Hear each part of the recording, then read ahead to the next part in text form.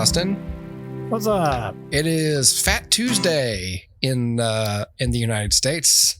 Yes. So I think I'm supposed to lift up my shirt and show you stuff for beads. I don't want them. You know that, like, I would, as a kid, even I would see like there would be people on floats holding up signs that said that. Really? Yeah, it doesn't really happen anymore, but I remember. Pepperidge Farm remembers. Pepperidge Farm remembers. Do you know what else Pepperidge Farm remembers? It remembers that on those little trolley carts that they pull around before the parades to sell all their tchotchkes and their meaningless crap. I have seen like fake rubber boobies that are sold that you can just wear. Okay. And I've seen grown men wearing them too. So this is so funny because my exposure to Mardi Gras in my corner of America is zero. None. Not a thing. So you're talking about anything. Yeah, you're like every year you mention Mardi Gras and like this is like a big thing for where you are. Yes. And like I know nothing about it. I only know about it what I've absorbed through, cultural osmosis and just like, the fact that I took a French class in high school. Like that was it. And then everything else is like just nothing. There's just nothing. Yeah. So I have nothing. We celebrated it at work last Friday for whatever reason, and they brought in king cakes, and I was like, "What is a king cake?" Oh, and then I was like, the baby? "Oh, yeah, I see this." And then everybody kept asking me if I got the baby, and I was like, "I don't." I have a fleeting memory of what you're talking about from French class. I don't know what this means. So like I Googled it. What does the baby mean? It's Jesus, and nobody even knows. It's Jesus. Well, this is what I understand, but like some people are like, well, it means you have to buy the next cake. And some people are like, it means you're going to have a baby next. No. And I'm like, I've never heard that. What does it mean? No, I've only ever heard that if you get the baby, you have to buy the next king cake. I saw a story on Reddit where it was like, I bought a king cake for work and nobody got the baby. So I went the next day and got another king cake and told them to put a baby in every slice. And so then everybody got the baby. But when we asked who got the baby, no one said anything. And then I realized it was just because nobody wanted to buy the next king cake. So I knew everyone got the baby, but no one confessed to it. And I was like, this is dumb. This is all honor system. Who will confess to the baby? Yes. No. Mobile is the birthplace of Mardi Gras. Actually, little known fact. I'm sure I've mentioned it before, but it's one of those national chip on our shoulders we have. We have two. Whenever people are like, Seattle's the rainiest city, we're always like, actually, we are. And whenever it's like, New Orleans, like I was watching the Truman Show and he's like, you want to go to New Orleans? And he goes, Mardi Gras, woo! And I was like, no, Truman, no, that's not it is a New Orleans thing, but it didn't originate there. And so that's like a whole thing we have. So yeah, Mardi Gras is a big thing around here. And every year it just gives me horrible anxiety because my kids want to go. And I never want to, and I have to take them or I'll be ceding the field to others. And so I have to do it. So I took my kids on Friday night. And it was okay because my brother and my dad are in a Mardi Gras society. So they have access to like this building on the main drag where that parade was going to be. Not their What's parade. The name of the society? You can cut this out, but I hope there's a pun. It's the Mystics of Time. Oh, man. Yeah. We went to a parade by I'm shocked they still have this name, Crew of Columbus. Okay. We're at that parade and we have access to the house and we have enough wristbands to get of all my kids and me. And like, even with those accommodations, like you go in, like you have, like I parked, I just paid to park at like an Arby's or something nearby. I've got 5 people in my car. I was like, I'm just going to pay to park. I paid the $20. I parked a block away. So I didn't have to park in front of someone's house or I think it's the first time anyone ever said I paid to park at Arby's. I don't know if it was an Arby's, but it Arby's, we got the parking spots. We've got the spots. We get in there and I've got a place to put like all our stuff. There's, places to get, like there's food and drinks gratis. And I don't know if they're gratis, but anyway, I didn't eat anything or drink anything. And there's Mardi Gras. Mardi Gras. And there's a front lawn so kids can run around. Yeah. But like, there's like an exposed pipe coming out of the ground at one part. So it's like, all right, watch out for that. And then like, there's like a big, like the porch is like 6 feet off the ground with no railing. It's like, okay, don't go on the porch. And there's 4 of my kids and they're running around. It's nighttime. And then they start opening like the gate so you can actually walk out to the street and get to the barricades. And so it's like, okay, well, let's all stay together. And then we get to the barricades. And then Oliver has to go to the potty. So I have to bring him all the way inside so he can piss. And then it was a whole thing. And like, even with all of that, like leeway and accommodation, I still wasn't really enjoying myself. And I was like, okay, this definitely isn't for me. And now I've seen that, like, even under the best circumstances, I don't like this. I can't, I can't be calm. Right. And then about halfway through the parade, my kids started enjoying themselves more. Oliver decided that he didn't need to be peeking through the barricades. He would, or tall enough to catch things. He would just scavenge the ground. Oh, okay. Yeah. Like a little mole rat. Just runs around, picks up beads off the ground and stuff. So my kids all got stuff and it was cool. So I don't know, mixed feelings. I hate to like, I don't know. It was nice last year because I had COVID. So I didn't have to go. Yeah, right. But this year, oh, damn it. I'm well. Why couldn't I just have COVID again? Well, we were going to go to the float barn to look at all of the floats for my dad and my brother. And my daughter said, can we please not go? You got COVID last year and we couldn't go to the parades.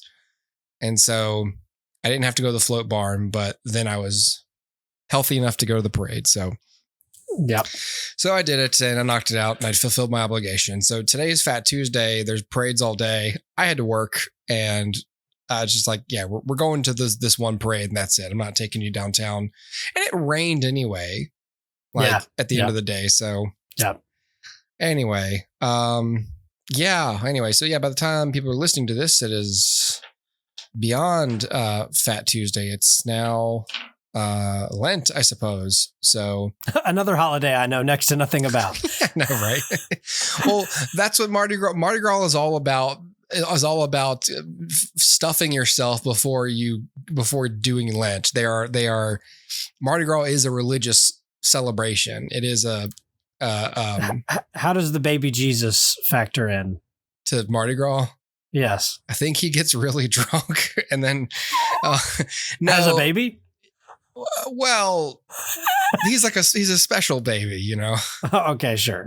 The way I understand it is Mardi Gras is intended as like a celebration of excess before you deprive yourself for 40 days to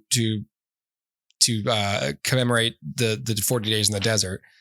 For me, it's like, well, one, that's a little, I get it, but it's a little, it makes sense to do it after, maybe. I don't know. Before, maybe. It doesn't really make sense either way, to be honest. I'm not sure that Jesus ever lived in excess. I was going to say, I don't think it I don't think that's biblical. Now, but this is Catholicism. So we do, there is a little more of like, hey, shut up. You know, like the Bible's just kind of there.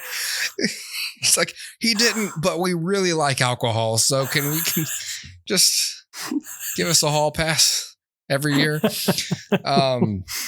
Yeah. So that's the whole thing. And then the next day is Ash Wednesday. And then everyone's like hungover, I guess. I don't know. Anyways, I'm getting off topic. Yeah. So now it's Lent. And even though I don't practice, I have said before in the past and in my writing that I do like Lent. So I'm going to try to do crunches this year, like abdominal exercises. Look, Lent promotes self-control. Yes, it does. And sure, I get that. Yeah, and discipline Sure. to an extent. Discipline. Yeah, It's a good. Yeah, It's kind of like it's for me. It is my like it's my New Year's resolution period. Sure. Where it's like there's less people. There's an end in sight. Yeah, and so for me, it's like okay, like the whole point is to do something. Again, I only take it seriously because it's just in me. But I also know that like every year I'm like I don't do most of the things that I shouldn't be doing anyway. So it's getting harder for me to give up things that aren't like needless.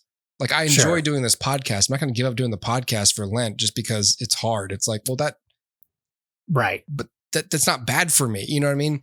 Right. So I'm going to do like daily abdominal exercises, which I detest. I hate core exercises. I hate them so much. They're uncomfortable. They're difficult. They're the worst kind of sore because it affects the way you sit. I'm not looking forward to it at all. And I'm doing it out of sheer principle. So yes. If my posture gets better, but like I have to take a lot of poop breaks in the coming weeks, you'll know why. I'll know why. If I look shredded. Look at what that core workout's doing to him. Yeah. Guy can't stay off the toilet. Can't stop pooping. Hey, speaking of pooping, this episode is my old ass. This is a pretty short episode actually, so please enjoy my old ass.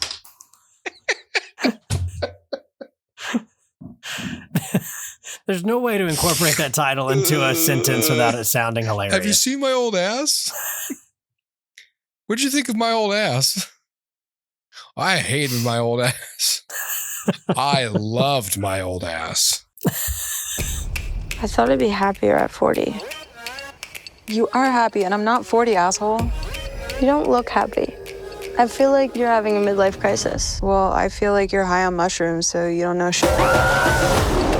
To Elliot. No, not the whole bag. May you experience a new level of consciousness tonight. Oh my God. Are you guys tripping? I don't feel anything. That's because we don't tolerate drugs well. Hey, freak.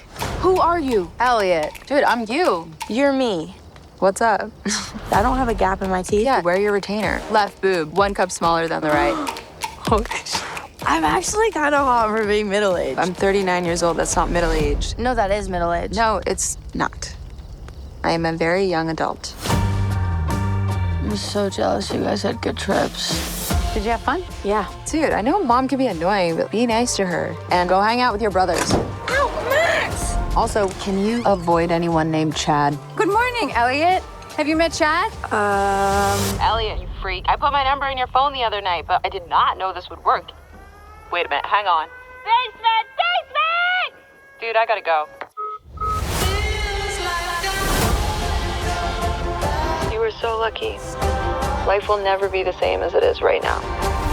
Just take my advice and we'll be fine. Oh my God! I think.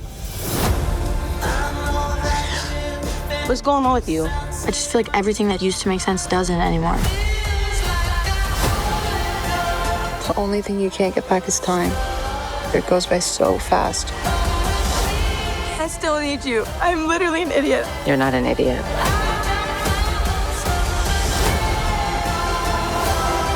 If we weren't the same person, do you think you'd even like me? You're just saying that because you're young and dumb. But if you weren't young and dumb, you'd never be brave enough to do anything. Maybe you need to listen to my advice for once. Can we kiss? No. What? Can I at least touch my old ass? Oh my God, you need to be locked up. My Old Ass is written and directed by Megan Park. Stars Maisie Stella, Percy Hines White, Maddie Ziegler, and Aubrey Plaza. There's a teenage girl and she lives in Canada, apparently. I missed that. But she gets visited essentially by her older self. And it's not quite important how real older self is. And it's a coming of age movie. Yeah, you watched this a while back. I watched it long after you did. I actually have not seen this. I thought you saw this. I have not seen this. Oh, great. Well, I'll just carry this then. I thought you Go had. for That's it. the whole reason I mentioned No, I've not. I thought you saw this for some reason. No. Well, this is Nope. going great. It's a very cute little movie with a simple premise that would come off really cheesy if not for the great writing and these performances. I think everyone's really good. Aubrey Plaza's great. You know, there's obviously some dramatic weight to these scenes, so it's not just Aubrey Plaza shows up and she says deadpan, unsettling things. It's right. You know, we're actually seeing her perform, which sure, you know, is not always utilized when you've got actors that can show their range. You just want them to come in and do the thing that they do. Yeah. But this is I'm going to call it an independent film. I mean, it was a Sundance film. So I deeply identified with there's a through line in the movie where like this girl is about to move away to University of Toronto. She's about to like go to college and she can't wait to get out of this place because she lives on like a farm and, you know, it's just that typical like stifling, like I need to get out of this town type of thing. And one of the things that the Aubrey Plaza character keeps telling her is like, you really need to enjoy this. Like you really need to like let this sink in and soak this up because one day it'll be gone. Like one day, you know, that'll be it. And I really identified with that because it's not just in the dynamic between the two of them. Like there's a conversation between her and her mother where she talked about that whole concept, and between her and the male love interest character here, just about how, and this is stuff that like I've read about, especially recently, and internalized and heard before. And it was still emotionally affecting because of the way they wrote it and performed it. But the concept of one day your son is going to stop asking you to carry him to bed, or one day they're going to stop coming to you to show you the thing that they're doing. Just, you're not going to know when the last time that the thing happens. It's just going to happen. And then one day you'll be like, oh shit. I haven't done that. I haven't done that in a while. And that's it. And you don't get to savor it in retrospect. And so I really identify with that. I expose myself to existential thoughts like that daily by choice for this exact reason. And the weight the film gives those is very well done and very emotionally resonant. And I think that's just something that personally was strong for me. The writer director strikes again. You know, I keep saying this, but like whenever I see written and directed by Megan Park, it's like, I just feel like, okay, I'm getting like a movie. I'm getting someone's vision and I'm getting someone's sure hand on the steering wheel. And, you know, it's a personal, intimate, simple film that hits harder than many large budget IPs. Fuck off, Disney. So yeah, that's my old, I don't have much else to say about my old ass. I mean, it's just, I'm glad I watched it. You know, it's one of those that it makes me mad at myself for not watching more like offbeat independent things that are more what we call like vegetable movies, you know, not exactly dopamine busting flavor. Sure. But, but very nutritious and and there's ways to make them tasty and not so bitter and unappetizing. Right. You know? Sure. And it's just because you look at, like, you go to like Amazon, wherever this was. Yeah. On Amazon. And you look at all the things, and it's just because of the problems we talked about before and problems that people are going to keep hearing about in future episodes, that the mechanization, what do we call it? The sea of mediocrity, has made it to where when I see cover art, even for movies like this that have celebrities in them, or, like just things I've heard about through Mark. Oh, My Old Ass. It's an Aubrey Plaza movie. I automatically assume it's just okay or overrated. Sure. And I just watched it. Honestly, Dustin, I watched it because I swear to God, you told me you did. Like if I had known you hadn't seen it, I wouldn't have even watched it. I have not seen this. And that's the thing. I have had interest in it, but I have not watched it. Yeah, it wasn't even true. You didn't even see it. Right. And so I took a chance and watched it. I catfished myself into watching this movie. And so like, what does that say? You know what I mean? Like I could have just decided to watch it, and I only did it because of fake word of mouth that I invented from you. You must have had a dream, dude. Like, I think I saw you mention it in a text thread. Like you might have said, has anyone checked out My Old Ass?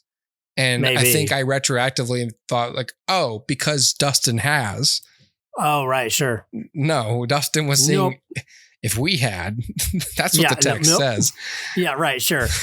So whatever. It's just, you know what I mean? Like I hate that. I hate that I can't just trust, like cover art and suggested for you and stuff. Cause it's like, I just get suggested garbage all the time too. So how am I supposed to know what's good?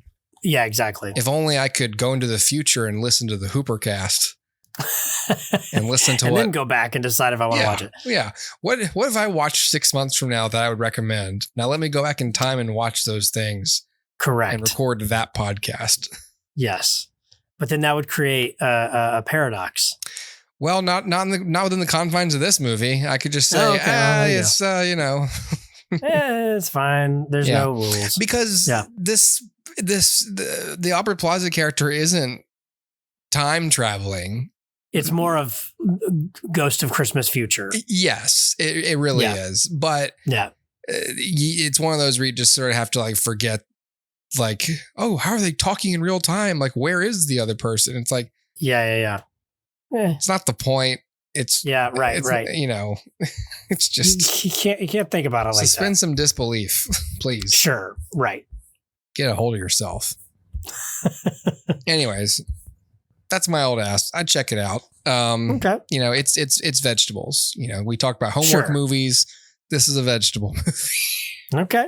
Fair enough. We're gonna start a whole series of just nicknames of films categories. Yes. Correct. Yeah. It's the food pyramid of movies. That's right. We got sugary donut minions stuff, Oh no. And, right. Your veggies, you got your fruits. Yeah. Your legumes, which is like the road. I don't know. Sure. Anyways, okay.